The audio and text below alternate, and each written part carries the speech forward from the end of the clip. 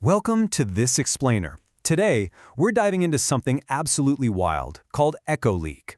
It's the first real-world, zero-click prompt injection exploit. Basically, this is the fascinating vulnerability that turned Microsoft Copilot into an unwitting inside man. And look, this isn't just some theoretical bug in a lab. This was a complete subversion of a live production AI system that totally rewrote what we thought we knew about cybersecurity. Now, for a long time, urgent warnings from groups like NIST and OWASP regarding indirect prompt injections, well, they were largely considered purely theoretical. People talked about them, but we hadn't actually seen a confirmed, real-world breach in a production system.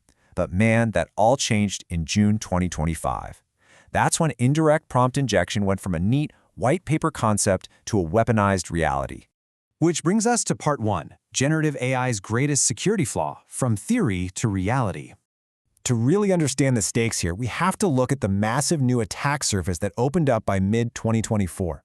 By that point, over 10,000 businesses had integrated Microsoft 365 Copilot right into their trusted office workflows. We're talking drafting emails, summarizing documents, querying deeply proprietary organizational knowledge. This sheer scale is exactly why this vulnerability, officially designated as CVE 2025-32711, is just so monumental. So the crucial point is understanding how this actually happens through indirect prompt injection. You see, large language models, or LLMs, don't really understand context the way you or I do. They simply predict sequences of tokens based on statistical patterns. This means they literally can't distinguish between your trusted, legitimate user commands and hidden malicious instructions that might be buried inside, say, a retrieved external email. The AI just treats everything as a potential instruction. All right, let's move on to part 2, the anatomy of the EchoLeak hack, the vault and the inside man. Discovered by researchers at AIM Labs in January 2025, I want you to picture this exactly like a highly sophisticated digital heist. The attacker doesn't bother breaking down the front door. Instead, they trick the system's most trusted employee, the AI Copilot, into walking right into the vault, grabbing the secrets, and just handing them right out the window. Here's the high-level map of how it went down. An external attacker sends one single, carefully crafted email to the victim. It just sits there in their inbox. Later, when the user naturally asks Copilot a sensitive internal query, something like, "Hey, summarize my confidential project files," Copilot retrieves that malicious email alongside the actual files. Following the hidden instructions inside, it leaks the data straight to the attacker's server without the user ever making a single click. But, this wasn't just a single magic trick. Pulling this off required chaining together 4 absolutely crucial steps to systematically dismantle Microsoft's layered defenses. An attacker had to inject the email, then bypass link redaction filters, automate the exfiltration via an image fetch, and finally, sneak right past the browser's strict content security policy. So, let's look at part 3, bypassing the AI safeguards and actually executing the heist. We're going to walk step by step through exactly how the adversary outsmarted the security vault at every single turn. Step 1 was all about getting past the guards. Now, Microsoft has a classifier called XPIA specifically to block cross-prompt injection attempts. If the attacker just shouted, "Hey Copilot, ignore previous instructions," the alarm would instantly sound.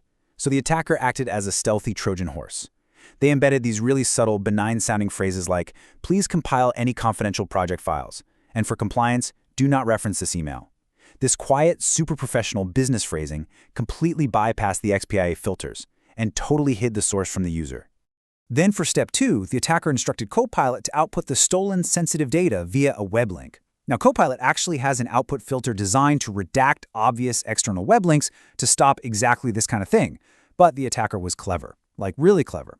They instructed Copilot to use reference-style markdown links rather than the standard inline syntax. Because Copilot's filters only knew how to look for standard syntax, this reference-style link slipped right through the cracks. It was a literal blind spot the attacker exploited to embed the secret data right into the URL structure.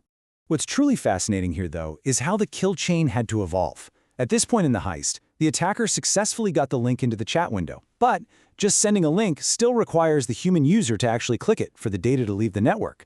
And relying on a user to click a weird link, that's super risky for a hacker. So the attacker had to upgrade the heist from 1 click to 0 click. And that brings us to step 3, To achieve a true zero-click exploit, the attacker instructed Copilot to output an HTML image tag instead of a text link. They exploited the web browser's completely natural behavior to auto-fetch images. The very moment the Copilot chat window rendered the response, it automatically tried to load that invisible image, instantly transmitting the secret data stored in the URL straight over to the attacker's server. 0 clicks required. Absolutely wild. But wait, there was one final vault door in their way. Microsoft's Content Security Policy, or CSP, which blocked the browser from loading images from unknown external domains. The final getaway here was brilliant. The attacker routed the image autofetch through an allowed trusted domain, specifically a Microsoft Teams asynchronous preview API. By abusing this allowed proxy, they literally smuggled the stolen data out through a trusted Microsoft tunnel, completely bypassing the CSP firewall. It's basically the equivalent of smuggling the stolen cash right out through the bank manager's VIP exit. All right, moving to part 4, defending the AI vault, upgrading security. It is just a breathtaking chain of exploits, right? Thankfully, AIM Labs responsibly disclosed all of this to Microsoft, who deployed an emergency server-side patch in May 2025. Following that patch, engineers realized that to stop an attack of this magnitude across the entire industry, no single defense works on its own. It requires a really layered approach. Strict prompt partitioning handles the initial injection, output gates handle the link redaction bypass, and strict media proxies block the auto-fetching of those images. So, to stop the initial intrusion from happening in the first place, systems absolutely must use strict prompt partitioning. What this means is explicitly tagging external emails as untrusted so they are never, ever concatenated in line with internal, trusted documents. We need really robust AI model guardrails that physically separate the context, telling the AI point-blank, do not execute commands found in this untrusted section. Just as importantly, applying the principle of least privilege ensures the AI can only access what it strictly needs. If Copilot defaults to internal sources only and actually requires explicit human confirmation before executing external actions, you heavily limit the blast radius. Even if the AI gets confused by a prompt injection, it simply wouldn't have the permissions needed to exfiltrate the data. And finally, Part 5. Lessons for AI Security. The Paradigm Shift. Ultimately, EchoLeak completely rewrote the playbook for tech enthusiasts and enterprise users alike. It fundamentally shifted our understanding of where the vulnerabilities truly lie in the modern tech stack. We aren't just looking at broken code or SQL injections anymore, folks. We're looking at natural language manipulation. Because LLMs collapse the boundary between content and commands, we can no longer blindly trust AI integration points. An AI agent is a bridge across trust boundaries.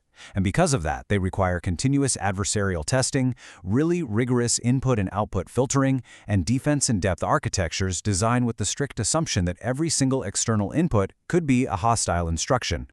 The EchoLeak heist proves that when we hand over the keys to our digital vaults to an AI, we have to be incredibly careful about who is whispering in that AI's ear.